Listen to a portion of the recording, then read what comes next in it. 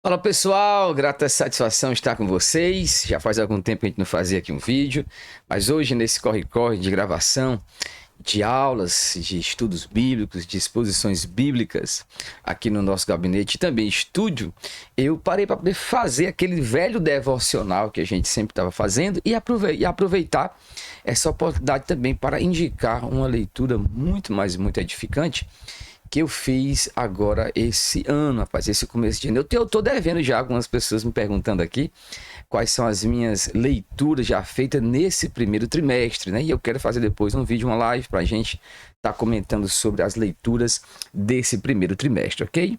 Então, enquanto você aqui procura já o texto de Filipenses 3, enquanto você procura Filipenses 3, eu quero agradecer a todos aqueles que sempre deixam um comentário, parabenizando aqui pelos vídeos, motivando, exortando a gente a continuar nessa pegada de ensino.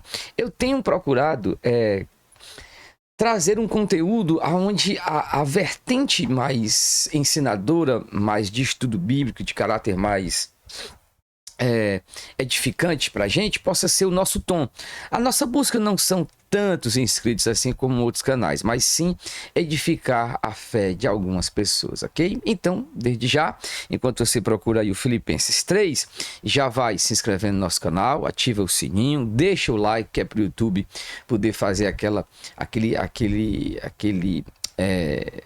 avanço de divulgação de vídeo para todos poderem acompanhar com a nossa edificação espiritual. Povo de Deus, eu quero chamar a sua atenção, antes de indicar o livro aqui, para Filipenses 3, versículo 13 e 14, ok? O livro que eu quero indicar hoje, nessa pegada hoje do nosso devocional, é esse livro aqui, tá certo? É o livro de Os Guinness. Deixa eu ver se eu coloco acima que é melhor. Assim. O livro de Os Guinness. Os Guinness é um crítico social inglês, mas nasceu na China, se eu não estou enganado. Não lembro agora aqui a nacionalidade, mas acho que ele seja inglês ou irlandês, não lembro agora. Mas sei que ele nasceu na China, filho de pais missionários, morou por muito tempo na China, mas é radicado hoje lá nos Estados Unidos. Os Guinness, que não é o nome daquele do livro dos recordes, né? O Guinness Book, mas Os Guinness é um crítico social, ele é alguém que foi educado também apologeticamente ali sobre a égide aos pés de Francis Schaeffer, e este livro, ele, rapaz, tem uma sacada muito boa. O título do livro é esse aí, A Grande Busca pelo Sentido da Vida. A Grande Busca pelo Sentido da Vida, livro aqui então de Os Guinness. Já a gente vai comentar mais um pouco sobre ele.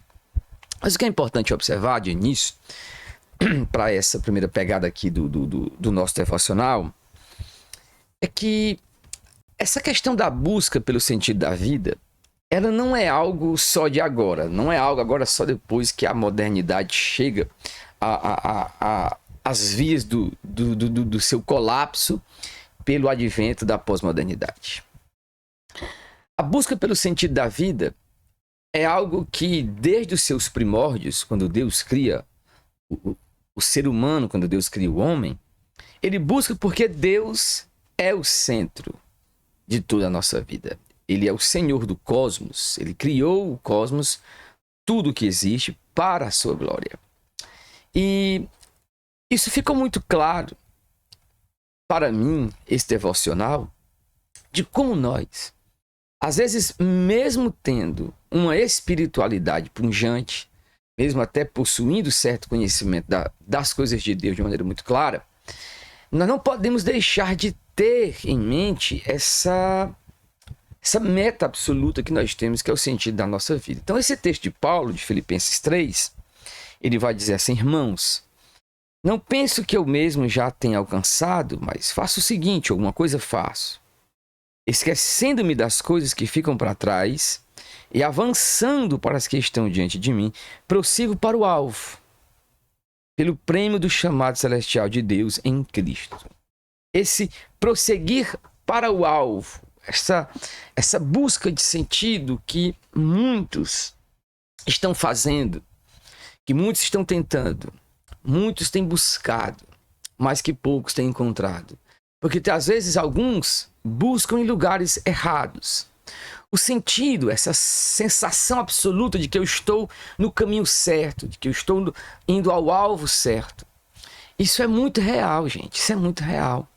Por mais que alguns queiram viver uma vida sem sentido, assim como propagou e ele difundiu suas ideias, o Friedrich Nietzsche, filósofo alemão, o niilismo, né? A vida segundo o nada, a vida sem esse sentido, ela não é capaz. Por quê? Porque em tudo em que você se relaciona com as coisas, há um sentido, há uma palavra, há um senso de verdade. Eu diria que a vida sem sentido é impossível, né? Ela é impossível filosoficamente. Porque a afirmação de que existe um niilismo ou uma vida sem sentido é já um postular o sentido. Então há aqueles que buscam então a vida pelo sentido naquilo que é o alvo errado. Eles então colocam seu coração para vivenciar os prazeres da vida. É aqueles que nós chamamos de hedonistas, que buscam a sua filosofia de sentido é o prazer. Eu vivo para ter prazer, para me sentir prazerosamente satisfeito. Só que às vezes esses prazeres, eles não garantem o sentido. Eles só garantem momentaneamente a satisfação da alma naquele momento. É como quem, por exemplo, faminto, vai então tomar ali um algodão doce e comer aquele algodão doce pensando que ele vai matar a sua fome, mas momentaneamente ele apenas adoça a sua boca com o algodão doce. Essa é a via de quem procura o sentido do jeito errado. Mas a via então da busca pelo sentido, pelo modo correto, pelo caminho correto. Jesus Cristo disse: eu sou o caminho, a verdade e a vida. Ele é o sentido maior. Tudo foi criado por ele e para ele. Cristo aparece no cenário como o sentido. Paulo está dizendo: eu esqueço-me das coisas que para trás ficam e prossigo para o alvo. Cristo é o seu alvo. Não é aqui tanto aquilo que se faz por Cristo, mas o próprio Cristo. A experiência espiritual com ele, a vida do significado que ele produz em nós. Eu diria que um dos maiores males da igreja hoje não é tanto aquilo que ela está fazendo para o reino de Deus, em termos de ativismo, mas o quanto ela não consegue mais permanecer ligada a Cristo. Porque é capaz de você, por exemplo, estar vivendo uma experiência, tentando fazer algo para o Senhor, mas não desfruta da presença de Deus, daquilo que é o relacionamento com Cristo. A minha oração nesses últimos dias tem sido que aquilo que aconteceu lá em Esbjerg venha para cá. Que o Espírito de Deus sopre aqui sobre nós no Brasil. E que nós venhamos a ver uma igreja que busca mais o sentido naquilo que é real, naquilo que é verdadeiro, que há em Cristo Jesus, o nosso Senhor. É por isso que eu deixo essa indicação de livro de Os Guinness, A Grande Busca pelo Sentido. Ele vai falar aqui de algo simples, mas que é extremamente importante. No capítulo 1, ele vai lançar as bases da grande busca. No capítulo 2, ele mostra como esta aventura ela é mais do que uma argumentação. E aí, então, ele vai trabalhar algumas categorias que eu acho interessante. Ele fala sobre um tempo de perguntas, onde você começa, de fato, perguntando na sua busca pelo sentido. Quem eu sou? Quem eu sou? E veja as respostas que os cenários hoje mais abrangentes podem estar dando. Veja, para essa pergunta, quem eu sou? O que é que a ciência diz? A ciência, com seus postulados extremamente frágeis, apenas materialistas, perguntando quem eu sou. Pergunte quem eu sou e veja as respostas que lhe dão. Pergunta o que estou fazendo aqui, qual é o meu propósito, qual o sentido da minha vida. Observe, por exemplo, como as perguntas: de onde eu vim? Para onde vou? O que é certo e errado?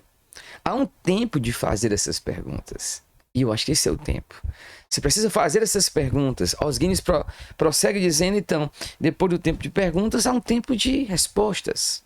Onde você verá as respostas mais absurdas surgindo aqui no cenário brasileiro, no mundo. verá também as respostas confiáveis que o cristianismo pode dar. Ele também fala de um tempo de comprovações. É o tempo de maturação, onde aquilo que você ouve passa a se tornar real ou não. Na peneira da qual você vai colocar e vai estar trabalhando, algumas coisas ficarão, outras passarão. Ele então fala sobre o tempo de compromisso, onde você assume então o compromisso com a verdade que você então descobre.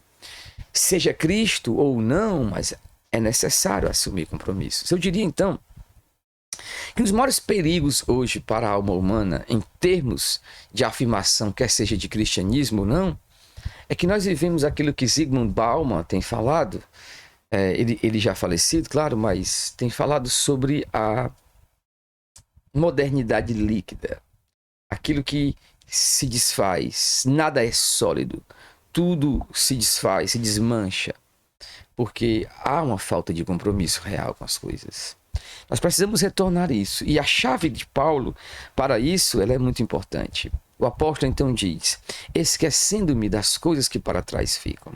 Talvez você tenha começado este ano de 2023 cheio de coisas. Esqueça disso por algum momento. Busque o sentido da sua vida. Procure em Cristo a satisfação real e deixe Ele reorientar a sua vida. Ele fala sobre o alvo. Você tem um alvo. Você tem uma meta. Você sabe onde você quer chegar. Eu quero conhecer a Cristo. Paulo quis conhecer a Cristo. O que nós precisamos nesse último momento é conhecer mais de Cristo Jesus. Pois subiu uma geração que não conhece Deus. E nós, como pessoas que têm compreendido o Evangelho de Jesus, temos essa exortação de continuar conhecendo a Cristo. Como Oséias já falou há muito tempo atrás, o profeta Oséias. Conheçamos e prossigamos em conhecer o Senhor. Ok? Então eu deixo aqui para que você adquira este livro. Se você quiser adquiri-lo pelo link aqui abaixo, você clica no nosso link. A gente hoje está fazendo parte desse clube de afiliados da Amazon. Então, se você quiser adquirir e abençoar aqui o nosso canal, para que ele possa continuar firme e forte, faça isso também. Eu também vou deixar minha chave Pix para que você quiser fazer alguma doação mais específica para o Instituto Bíblico. E nós então assim finalizamos por aqui e nos vemos no nosso próximo vídeo, ok? Um forte abraço para você, que Deus em Cristo te abençoe.